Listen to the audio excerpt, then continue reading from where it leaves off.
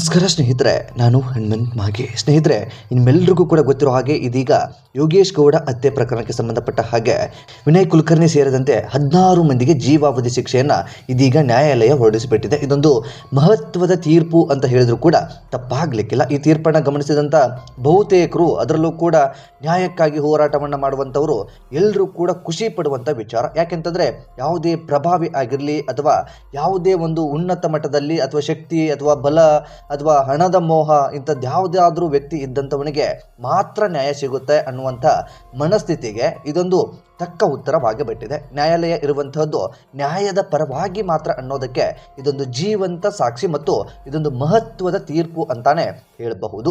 BJP ಮುಖಂಡ ಹಾಗೂ ಧಾರವಾಡ ಜಿಲ್ಲಾ ಪಂಚಾಯತ್ ಬಿಜೆಪಿ ಸದಸ್ಯ ಯೋಗೇಶ್ ಗೌಡ ಹತ್ಯೆ ಪ್ರಕರಣದಲ್ಲಿ ಕಾಂಗ್ರೆಸ್ ಶಾಸಕ ವಿನಯ್ ಕುಲಕರ್ಣಿ ಸೇರಿದಂತೆ ಒಟ್ಟು 17 ಮಂದಿ ಆರೋಪಿಯನ್ನ ದೋಷಿಗಳೆಂದು ಜನಪ್ರತಿನಿಧಿಗಳ ವಿಶೇಷ ನ್ಯಾಯಾಲಯ ತೀರ್ಪನ್ನು ನೀಡಿತ್ತು.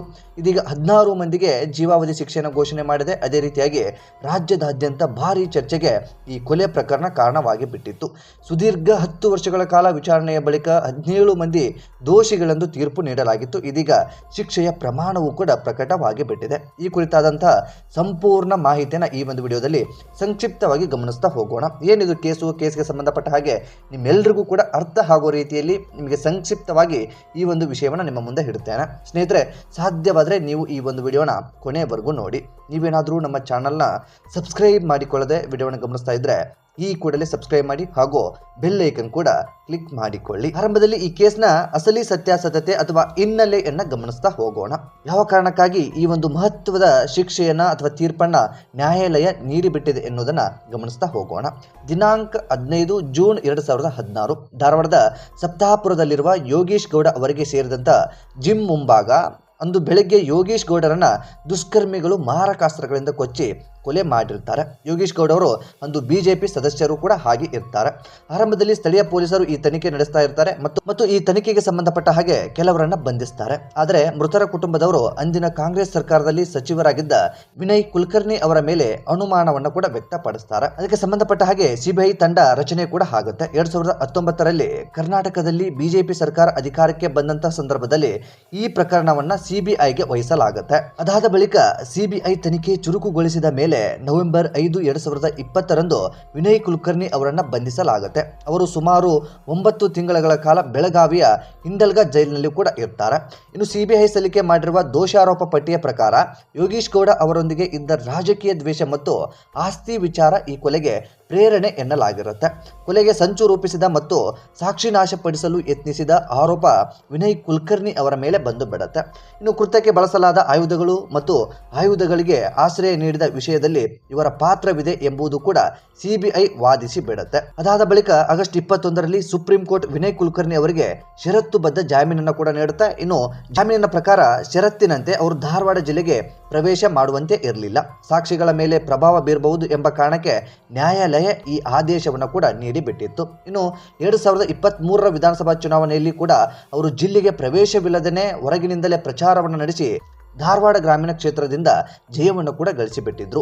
ಇದೆಲ್ಲವೂ ಕೂಡ ಒಟ್ಟಾರೆ ನಡೆದು ಹೋಗಿಬಿಟ್ಟಿರುತ್ತೆ. ಅದಾದ ಬಳಿಕ ಏಪ್ರಿಲ್ 15ರಂದು ಮಹತ್ವದ ಒಂದು ಆದೇಶ ಹೊರಡಿಸಿ ಬಿಡ್ತಾರೆ. ಅಂದರೆ ಈ ವಿಶೇಷ ನ್ಯಾಯಾಲಯವು ವಿನಯ್ ಕುಲಕರ್ಣಿ ಮತ್ತು ಇತರರನ್ನ ಈ ಕೊಲೆ ಪ್ರಕರಣದಲ್ಲಿ ಅಪರಾಧಿಗಳು ಎಂದು ಘೋಷಿಸಿ ಬಿಡುತ್ತೆ. ನೀವು ಮತ್ತೊಂದು ಸಾರಿ ನಿಮಗೆ ಹೇಳ್ತಾ ಇದ್ದೀನಿ, ಏಪ್ರಿಲ್ 15, 2026ರಂದು ಅಂದರೆ ಕಳೆದ 2 ದಿನದ ಹಿಂದೆ ವಿಶೇಷ ನ್ಯಾಯಾಲಯವು ವಿನಯ್ ಕುಲಕರ್ಣಿ ಮತ್ತು ಇತರರನ್ನ ಈ ಕೊಲೆಯ ಪ್ರಕರಣದಲ್ಲಿ ಅಪರಾಧಿಗಳು ಎಂದು ಘೋಷಿಸಿ ತಕ್ಷಣವೇ ನ್ಯಾಯಾಂಗ ಬಂಧನಕ್ಕೆ ಒಪ್ಪಿಸುವಂತೆ ಆದೇಶವನ್ನು ಹೊರಡಿಸಿಬಿಡುತ್ತೆ. ಅದಾದ ಬಳಿಕ ಏಪ್ರಿಲ್ 16 ಅಂದರೆ ನಿನ್ನೆಯ ದಿನ ಸಿಬಿಐ ಪರ ವಕೀಲರು ಯಾವುದೇ ಕ್ಷಮಾದಾನವಿಲ್ಲದ ಜೀವಾವಧಿ ಶಿಕ್ಷೆಯನ್ನು ನೀಡಬೇಕೆಂದು ವಾದಿಸ್ತಾ ಇರ್ತಾರೆ. ಇನ್ನು ಏಪ್ರಿಲ್ 17 ಅಂತಂದ್ರೆ ಇವತ್ತು ಮಧ್ಯಾಹ್ನ ನ್ಯಾಯಾಧೀಶರಾದ ಸಂತೋಷ್ ಗಜಾನನ್ ಭಟ್ ಅವರು ಶಿಕ್ಷೆಯ ಪ್ರಮಾಣವನ್ನು ಪ್ರಕಟಿಸಿ ಬಿಡ್ತಾರೆ. ಅಂತಂದ್ರೆ ಇವರಿಗೆ ಜೀವಾವಧಿ ಶಿಕ್ಷೆಯನ್ನ ಪ್ರಕಟಿಸಲಾಗುತ್ತೆ. ಇದಾದ ಬಳಿಕ ಶಾಸಕ ಸ್ಥಾನಕ್ಕೂ ಕೂಡ ಒಂದಿಷ್ಟು ಕಂಟಕ ಎದುರಾಗಿ ಬಿಡುತ್ತೆ. ಈ ಪ್ರೆಸೆಂಟ್ ಅಲ್ಲಿ ಇವರು ಶಾಸಕರಾಗಿ ಇರ್ತಾರೆ. ಆ ಶಾಸಕ ಸ್ಥಾನಕ್ಕೂ ಕೂಡ ಒಂದು ಕುತ್ತು ಈ ಸಂದರ್ಭಕ್ಕೆ ಬಂದು ಬಿಟ್ಟಿದೆ ಅಂತಾನೆ ಹೇಳಬಹುದು. ಇನ್ನು ಭಾರತೀಯ ಕಾನೂನಿನ ಪ್ರಕಾರ ಯಾವುದೇ ಜನಪ್ರತಿನಿಧಿಗೆ 2 ವರ್ಷ ಅಥವಾ ಅದಕ್ಕಿಂತ ಹೆಚ್ಚು ಅವಧಿಯ ಶಿಕ್ಷೆ ಆದರೆ ಅವರು ತಕ್ಷಣವೇ ತಮ್ಮ ಶಾಸಕ ಸ್ಥಾನವನ್ನು ಕಳೆದುಕೊಳ್ತಾರೆ. ಈ ತೀರ್ಪಿನ ಹಿನ್ನೆಲೆಯಲ್ಲಿ ವಿನಯ್ ಕುಲಕರ್ಣಿ ಅವರು ಕೂಡ ಧಾರವಾಡ ಗ್ರಾಮೀಣ ಕ್ಷೇತ್ರದ ಶಾಸಕ ಸ್ಥಾನದಿಂದ ಅನರ್ಹಗೊಳ್ಳುವ ಸಾಧ್ಯತೆ ಕೂಡ ದಟ್ಟವಾಗಿ ಕಾಣಿಸ್ತಾ ಇದೆ. ಇನ್ನು ಶಿಕ್ಷೆಯ ಪ್ರಮಾಣ ಪ್ರಕಟವಾದ ಬೆನ್ನಲ್ಲೇ ಮೇಲ್ಮನವಿ ಸಲ್ಲಿಸುವಂತ ಅವಕಾಶ ಇರುತ್ತೆ. ಅಂತಂದ್ರೆ ಹೈಕೋರ್ಟ್ಗೂ ಹೋಗ್ಬೋದು, ಸುಪ್ರೀಂ ಕೋರ್ಟ್ಗೂ ಹೋಗ್ಬೋದು, ಅಲ್ಲಿಂದನೂ ಕೂಡ ಜಾಮೀನು ಕೂಡ ಸಿಗುವಂತ ಸಾಧ್ಯತೆ ಇರುತ್ತೆ. ಆದ್ರೆ ಒಂದು ವೇಳೆ ಜಾಮೀನು ಸಿಕ್ಕರೂ ಕೂಡ ಶಾಸಕ ಸ್ಥಾನದಿಂದ ಇವರನ್ನ ಹೊರಗೆ ಇಡಲಾಗುತ್ತೆ, ಕಾನೂನಿನ ಪ್ರಕಾರ ಹಾಗೆ ಇರುವಂತದ್ದು. ಆದ್ರೆ ಇವರು ನಿರ್ದೋಷಿ ಎನ್ನುವಂತದ್ದಾದ್ರೆ ಮಾತ್ರ ಇವರು ಮತ್ತೆ ಶಾಸಕರಾಗಿ ಮುಂದುವರಿತಾರೆ. ಇಲ್ಲ ಅಂತಂದ್ರೆ ಖಂಡಿತವಾಗಿಯೂ ಜಾಮೀನು ಸಿಕ್ಕಂತಹ ಸಂದರ್ಭದಲ್ಲೂ ಕೂಡ ಇವರು ಶಾಸಕ ಸ್ಥಾನದಿಂದ ಕೆಳಗೆ ಹಿಡಿಯುವಂತ ಸಾಧ್ಯತೆ ಇರುತ್ತೆ. ಕಾನೂನಿನಲ್ಲಿ ಇದು ಉಲ್ಲೇಖವೂ ಕೂಡ ಇದೆ. ಒಟ್ಟು ಇದು ವಿನಯ್ ಕುಲಕರ್ಣಿ ಅವರಿಗೆ ಸಂಬಂಧಪಟ್ಟ ಹಾಗೆ ಒಂದಿಷ್ಟು ಮಾಹಿತಿ. ಇದಕ್ಕೆ ಸಂಬಂಧಪಟ್ಟ ಹಾಗೆ ಇಲ್ಲೊಬ್ಬ ಪೊಲೀಸ್ ಅಧಿಕಾರಿ ಕೂಡ ಇದ್ದಾನೆ. ಇದರ ಬಗ್ಗೆ ನಾವು ಇಲ್ಲಿ ಗಮನಿಸಲೇಬೇಕು. ಅವನು ಕೂಡ ಒಬ್ಬ ಅಪರಾಧಿ ಎನ್ನುವುದನ್ನ ಇದೀಗ ತೀರ್ಪು ಕೂಡ ಹೊರಡಿಸಿಬಿಟ್ಟಿದೆ. ಈ ನಾಲಾಯಕ ಪೊಲೀಸರು ಇರೋದ್ರಿಂದಾನೇ ಅಥವಾ ಇಂತಹ ನಾಲಾಯಕ ಕೊಳಕರು ಇಲಾಖೆಯಲ್ಲಿ ತುಂಬಿಕೊಂಡಿರೋದ್ರಿಂದಾನೇ ಬಹುತೇಕ ಜನರಿಗೆ ನ್ಯಾಯ ಸಿಗ್ತಾ ಇಲ್ಲ. ಈ ನಾಲಾಯಕ ಏನು ಮಾಡಿದ್ದ, ಆ ಸಂದರ್ಭಕ್ಕೆ ಏನೇನೆಲ್ಲ ಆಗಿತ್ತು ಎಂಬುದನ್ನು ಕೂಡ ಈ ಸಂದರ್ಭದಲ್ಲಿ ಗಮನಿಸ್ತಾ ಹೋಗೋಣ. ಸ್ನೇಹಿತರೆ, ಯೋಗೀಶ್ ಗೌಡ ಕೊಲೆ ಪ್ರಕರಣಕ್ಕೆ ಸಂಬಂಧಪಟ್ಟ ಹಾಗೆ ಧಾರವಾಡ ವಿಧಾನಸಭಾ ಕ್ಷೇತ್ರದ ಕಾಂಗ್ರೆಸ್ ಶಾಸಕ ವಿನಯ್ ಕುಲಕರ್ಣಿ ಸೇರಿದಂತೆ 16 ಜನ ತಪ್ಪಿತಸ್ಥರಿಗೆ ಜನಪ್ರತಿನಿಧಿಗಳ ಸೆಷನ್ಸ್ ನ್ಯಾಯಾಲಯ ಜೀವಾವಧಿ ಶಿಕ್ಷೆಯನ್ನು ಪ್ರಕಟಿಸಿದೆ. ಆದರೆ 17ನೇ ಆರೋಪಿ ಇನ್ಸ್ಪೆಕ್ಟರ್ ಚೆನ್ನಕೇಶವ್ ಟಿಂಗರಿಕರ್ ಅನ್ನುವಂತ ವ್ಯಕ್ತಿ 7 ವರ್ಷ ಕಾರಾಗೃಹ ಶಿಕ್ಷೆಯನ್ನು ಈತನಿಗೂ ಕೂಡ ನ್ಯಾಯಾಧೀಶರು ಪ್ರಕಟಿಸಿಬಿಟ್ಟಿದ್ದಾರೆ. ಕೊಲೆ ನಡೆದಂತಹ ಸಂದರ್ಭದಲ್ಲಿ ಈ ಆರೋಪಿ ಧಾರವಾಡದ ಉಪನಗರ ಪೊಲೀಸ್ ಠಾಣೆಯ ಇನ್ಸ್ಪೆಕ್ಟರ್ ಕೂಡ ಆಗಿದ್ದ. ಕೊಲೆ ನಡೆದಂತಹ ಸಂದರ್ಭದಲ್ಲಿ ಈ ವ್ಯಕ್ತಿ ಧಾರವಾಡ ಉಪನಗರ ಪೊಲೀಸ್ ಠಾಣೆಯ ಇನ್ಸ್ಪೆಕ್ಟರ್ ಆಗಿ ಕೆಲಸವನ್ನು ಕೂಡ ಮಾಡ್ತಾ ಇದ್ದ.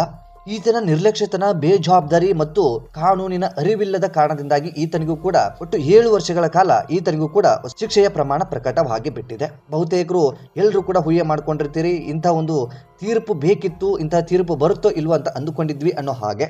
ಇದೀಗ ಈ ಕೇಸ್ಗೆ ಸಂಬಂಧಪಟ್ಟ ಹಾಗೆ ಒಂದು ಮಹತ್ವದ ತೀರ್ಪು ಕೂಡ ಸಿಕ್ಕು ಇನ್ನು ಇದಕ್ಕೆ ಸಂಬಂಧಪಟ್ಟ ಹಾಗೆ ಹೈಕೋರ್ಟ್ ನಲ್ಲಿ ಮೇಲ್ಮನವಿಯನ್ನು ಸಲ್ಲಿಸಬಹುದು. ಹೈಕೋರ್ಟ್ ಅಲ್ಲಿ ಇದು ಏನಾದರೂ ಇವರಿಗೆ ವಿಫಲವಾಗಿ ಬಿಟ್ರೆ ಮತ್ತೆ ಸುಪ್ರೀಂ ಕೋರ್ಟ್ಗೆ ಹೋಗುವಂತ ಅವಕಾಶ ಅಂತದ್ದೆಲ್ಲವೂ ಕೂಡ ಇರುತ್ತೆ. ಒಟ್ಟಾರೆಯಾಗಿ ಇದೊಂದು ಮಹತ್ವದ ತೀರ್ಪು ಸದ್ಯದಲ್ಲಿ ಅಂತಾನೆ ಹೇಳಬಹುದು. ಒಟ್ಟಾರೆಯಾಗಿ ಈ ರೀತಿಯಾದಂತಹ ಒಂದು ಘಟನೆ, ಈ ಘಟನೆಗೆ ಸಂಬಂಧಪಟ್ಟ ಹಾಗೆ ಶಿಕ್ಷೆಯ ಪ್ರಮಾಣವೂ ಕೂಡ ಪ್ರಕಟವಾಗಿದೆ ಅಂತಾನೆ ಹೇಳಬಹುದು. ಈ ಕುರಿತಾಗಿ ನಿಮ್ಮ ಅನಿಸಿಕೆ ಏನು ಎಂಬುದನ್ನ ಕಾಮೆಂಟ್ ಬಾಕ್ಸ್ ಅಲ್ಲಿ ಮೆನ್ಷನ್ ಮಾಡಿ. ಸಾಧ್ಯವಾದರೆ ವಿಡಿಯೋನ ಎಲ್ಲಾ ಕಡೆಗೂ ಕೂಡ ಶೇರ್ ಮಾಡಿ. ನೀವೇನಾದರೂ ನಮ್ಮ ಚಾನೆಲ್ನ ಸಬ್ಸ್ಕ್ರೈಬ್ ಮಾಡಿಕೊಳ್ಳದೆ ವಿಡಿಯೋವನ್ನು ಗಮನಿಸಿದ್ರೆ ಈ ಕೂಡಲೇ ಸಬ್ಸ್ಕ್ರೈಬ್ ಮಾಡಿ ಹಾಗೂ ನೋಟಿಫಿಕೇಶನ್ಗಾಗಿ ಬೆಲ್ ಐಕನ್ ಕೂಡ ಕ್ಲಿಕ್ ಮಾಡಿಕೊಳ್ಳಿ. ಮತ್ತೆ ಮುಂದಿನ ವಿಡಿಯೋದಲ್ಲಿ ಸಿಗೋಣ. ನಮಸ್ಕಾರ.